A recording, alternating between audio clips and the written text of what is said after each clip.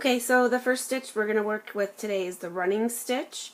I'm going to use that on the nose. I've already sewed on the eyes using the sewn on button technique, and I went right through both pieces of material, so I also attached this back piece as well. And the running stitch is here. You can see that in the mouth. So you can use this stitch as in the same direction and make it look like a decorative accent. So think of it, your stitches as that. You're going to be doubling your thread every time, and you're going to put your knot at the end. Remember, not in the needle. So I am not going to pin that on. I'm just going to use my thumb to hold it in place since it's such a small piece, a small detail. But I, of course, encourage you to pin things down if you want. So you're coming up from the back. As always, you start on the back so that you hide your knot, and you will make a straight stitch that runs along the side of the material, kind of like lines on the highway. You come back up, you go back down. Come back up, and you go back down. And you do that until you get all the way to the other side. When you're picking out your thread length, remember you don't want it to be too long because that will increase the amount of slack you have to pull, which might increase your chances of getting a snag or a knot. And then you'll need to cut your losses and get a new thread. I'm almost getting to the other side now.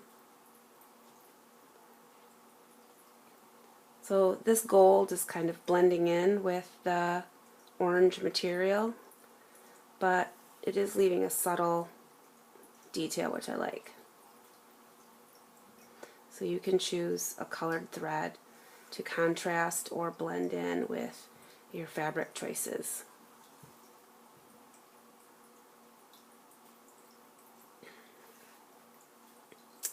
I think one more stitch and we're good. Get that one at the top. Oops.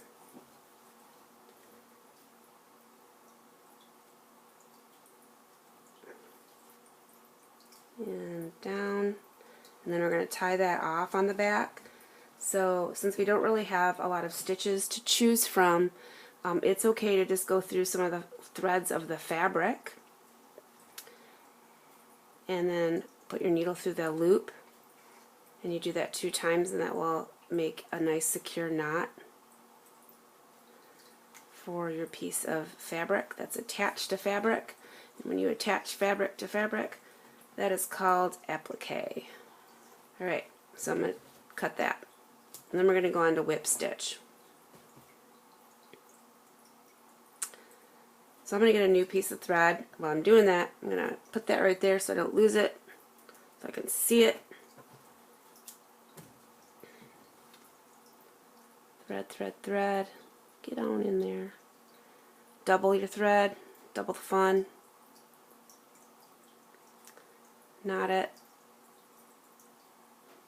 I just like my pieces to be really secure, so I like to double my thread. And I don't have a tail to worry about either that might come out and stuff. Okay, so I'm going to do the whip stitch around the eye just to secure that down.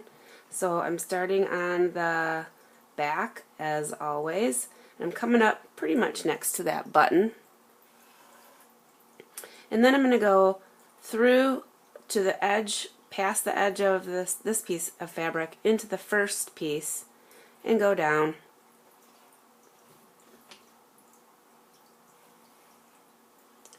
And I'm going to come back up next to it. How much, remember to pull the slack. I feel like kind of tugging. How far away should your stitches be? Not so far that it looks disjointed and not fluid. I'm going to put mine about, looks like this is about 1/8 of an inch. You could go up to 1/4 of an inch or so. You don't want your stitches to be too far apart, and you don't want your stitches to ever be too long. Those are kind of the two no-nos of making a good soft sculpture.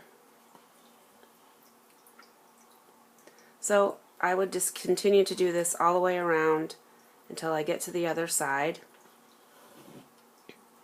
If you run out of thread, you would just knot it off at the back and you would rethread and begin where you left off. Remember, the general rule of thumb is when you get to about 2 lengths of thread, that's when you should stop and knot off and get a new piece of thread, because you need that wiggle room in order to get it through the loop and make your knot secure. Okay, so like I said, that's the running stitch and the whip stitch. So I'm going to let you get going and have fun and be creative.